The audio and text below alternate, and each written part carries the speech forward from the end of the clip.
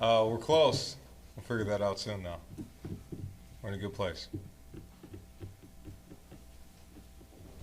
And based off being in a good place, what will make that final determination? And will we also see a potential rotation of QB 1 and 2? Yeah, we'll just see who practices better these next week, whatever it takes to win. I don't think there's really a yes or no or what's better, what's not. You go back to the years of Tim Tebow and Chris Lee, worked out pretty well for them. But there's teams that have done it and haven't worked out well, so we'll just figure out what's our best formula to win. Is there a momentum type thing that you consider that? Can you at least talk about that a little bit to the Michigan fans? They're all wondering about. I think momentum is just something that's going to happen throughout a game. I don't think it's going to change with the quarterback. It's going to change with the whole team. So it's something that whether you get a stop, whether you don't get a stop, whether you score, whether you don't, those are things that really create the momentum. So for us, it's going to be just going to be a decision on who we feel is going to help us win. Aaron? Has Alex been taking the majority of the snaps of the first team? It's been pretty even. So they've done a really good job of, it's been even snaps throughout. Maybe it's one with him, one with next guy. So it's been an even distribution, and those guys done an outstanding job and obviously made it very hard for us to make a decision right now. Who is that next guy? Davis Warren. On the left, Isaiah?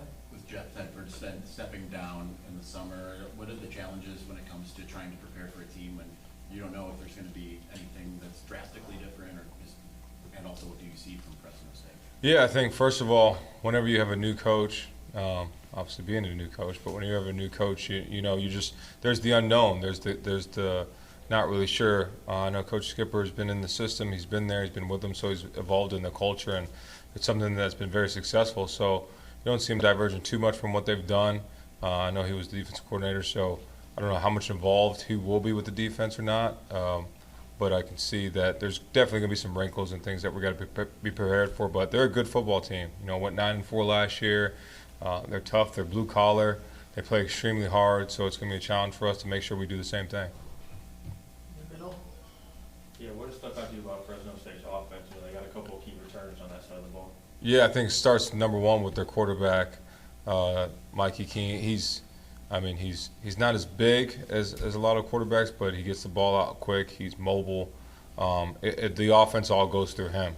So for us to be successful against him, it's about how we stop him, how we contain him. He's going to make his throws. He's going to do some really good things. He's going to be able to scramble outside the pocket. So we got to keep him contained and confuse him a little bit with coverages and things we do, and make it messy for him because it really goes through him. And when he's healthy for them, he does a really good job of ball control and control the offense, and you can see that the offense has a lot more confidence with him in the game. Yeah, and then how do you keep the team focused on Fresno State with the showdown against Texas up next? Our guys we got a really mature culture, and obviously the past 3 years we've done what we've done, but I think it's all about really today. Like, you can't be worried about 2 or 3 days from now, because then you're going to lose today. So you've got to get the advantage today on what you can do to get better, and we know they're a good football team. Last year they went in Purdue the first game of the year and beat them at their place. So there's no cakewalks anymore in college football. So whoever you play, you got to be ready to go. On the left, Jennifer? So how does it feel just that it's game week now? Is there an excitement building, the mentality of the team, and how excited are you to see them finally line up against somebody else? Yeah, I think the biggest excitement is that they don't have to bash each other's head in against each other for the next whatever week. So that's awesome to see, but it's also awesome to game plan and get into that part of preparing for another opponent and the competitive part of it, and then playing in the stadium with all the fans. We're super excited about that. But for me, it's been awesome. Camp's been phenomenal, just to be out there with the guys and grinding and really building the callus of our team and who we are and what we're going to be, and it's been fun to do that. So ready to take the next step in preparing for this Fresno team. Obviously, you've done this before in a fill-in position, but are there a little bit of nerves? Is there a little different feel, like this is your team, this is your time? Yeah, not really nerves. I've kind of stopped getting nervous anymore. Or describe the emotion, if you can, of what it... Anxious, ready to go. Ready to practice, ready for meetings. I'm ready. Today's the first day of school for the boys, so we made sure we talked about going to class, being on time, sitting in the front, doing everything right. Talking to a couple younger guys. Hey, make sure you introduce yourself to the teacher. Shake their hand. say hello, because they're like, what? Introduce? Yes, do that. It's going to help you in the long run. So, but watching them as they come back from class and then go to meetings, that's going to be the cool thing to like see them. Oh, you guys had school today. Now we're back into football, and then you get this routine of a game week. So that's been the fun part for me. On the left, Tony. Yeah, sure. Back to the quarterback. When we spoke with Kirk Campbell earlier in camp, he was talking about no matter who wins the job, Michigan's offense is going to be base offense, but these guys do have different skill sets, right? And so there will be packages and things based around them. Is there not sort of a sense of urgency for the team to know sort of which way they're going, or maybe do you guys know and it's just? No, there's no. I mean, there's always a sense of urgency in everything we do. So regardless of who's in the game, we're going to have a plan for them to be successful. So for us, it's not. The players they just go out there and perform. You know, whatever the play is called, they're excited and they're ready to go. So there's not really a push to make sure we get it done by this time or a dead day. We know we play Saturday, and we'll have somebody ready to take the first snap.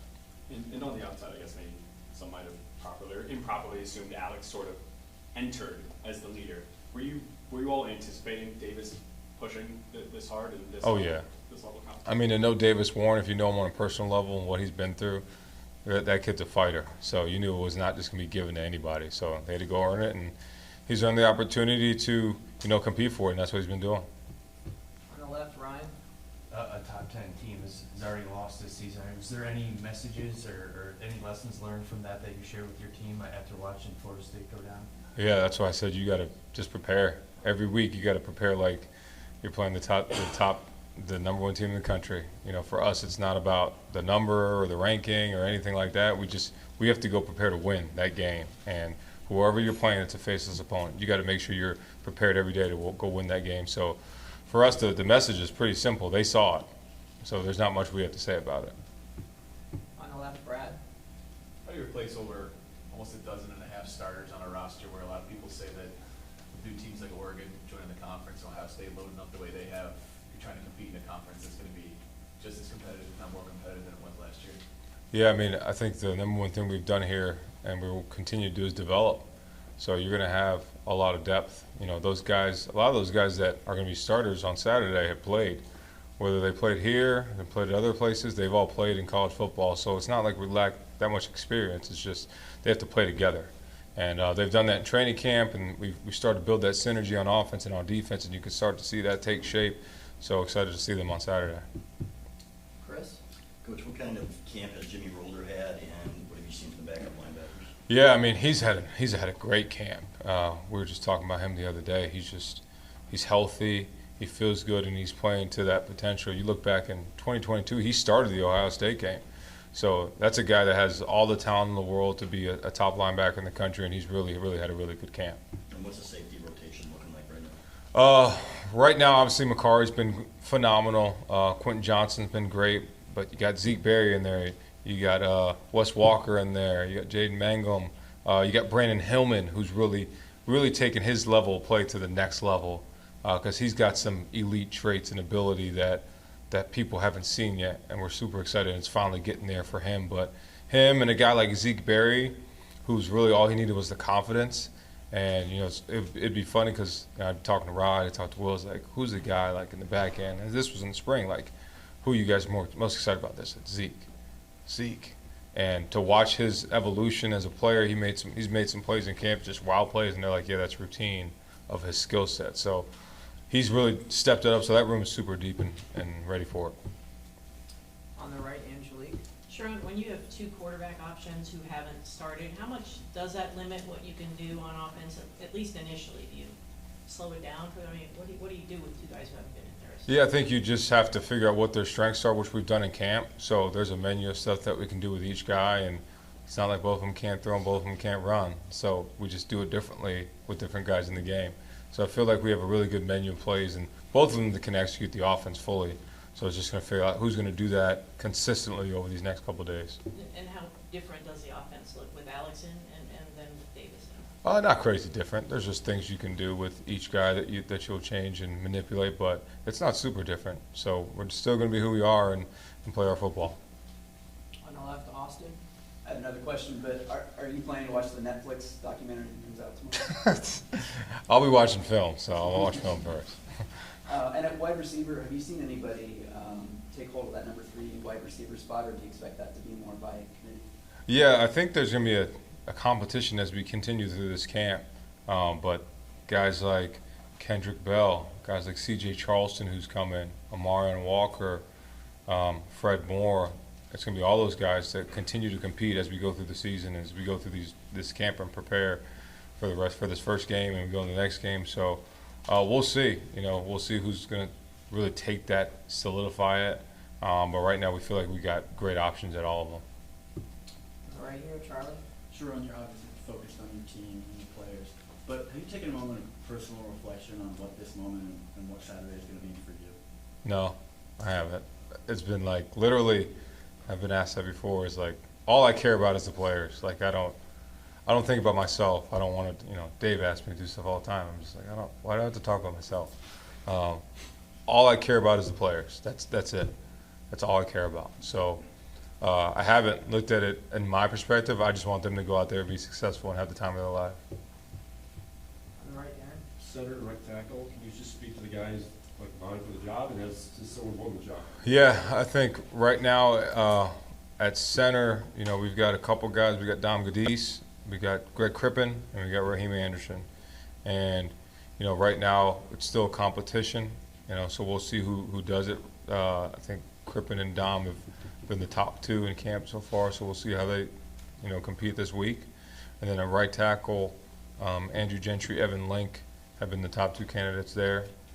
So we'll see what happens this week. But I feel like we'll have more of a insight and cement as we go through the rest of the week. Could you speak to Dom and Evan, just what they've done to show you that they got in the mix? Yeah, I think just one from a knowledge of the playbook standpoint and knowing what to do and how to do it. Both have the talent, both have the ability, but the toughness and the mental toughness to withstand all the strain and as you go through camp and different things happen and be able to be flexible, play right, play left, play center, play guard, and be one of the best 5, because that's all we're going to do is try to find the best 5. That's how we've built the line, and that's what we're going to continue to do. On the right, Noah. Yeah, you talked about the safeties a little bit, but at cornerback, who do you see lining up opposite Will Johnson? Yeah, right now it'll be Jair. Jair's really taken a hold of that position and done a really good job. Shug, he's been phenomenal, tough, just gritty dude, one of Ken Kaki's finest, and he's been great. So I think it'll be him on Saturday. They'll line up across from Will Johnson. Next question on the left, Reiner. Yeah, you talked about turning the page, but how hard is it when you have stuff like this documentary coming out and also the draft, or the NOA, being delivered? It's back in the headlines, I guess, the remnants of last season. How hard is it just to turn the page, I guess, towards the season? Not hard. Not when you're here with the players and you're getting ready for the game. So you can write about that. You guys can write about that all you want, but we're just worried about playing. Got time for a few more questions if you guys have it. Start left, Chris. Arlen Klein had a good spring. How's he done this fall? He's been great. Yeah, he's really cemented himself as that third guy with Colston and Max. He's had an outstanding camp, so ready to put his talents on display for sure. Tony. Any injury updates? No, are you guys entering the season pretty healthy? We're locked. We're in a good place. On the right, Aaron. When fans show up Saturday or tune in Saturday, what do you hope they take away from watching your team? Oh man, just hope they're proud of the product that they see on the field. We're gonna be flying around like our hair's on fire. We're gonna play fast. We're gonna play physical. We're gonna play tough. We're gonna play through the whistle. We're gonna do everything we've done in the past, but we're gonna try to take the level of play up to the next level. Last question on the left, Ryan. You guys rotated 4 edge guys pretty frequently last year. Now only 2 of them remain. Do you expect maybe a heavier workload for Derek Moore and Josiah Stewart, or maybe continue to rotate some guys in at those positions? No, I think we'll definitely rotate. Those 2 have definitely cemented themselves.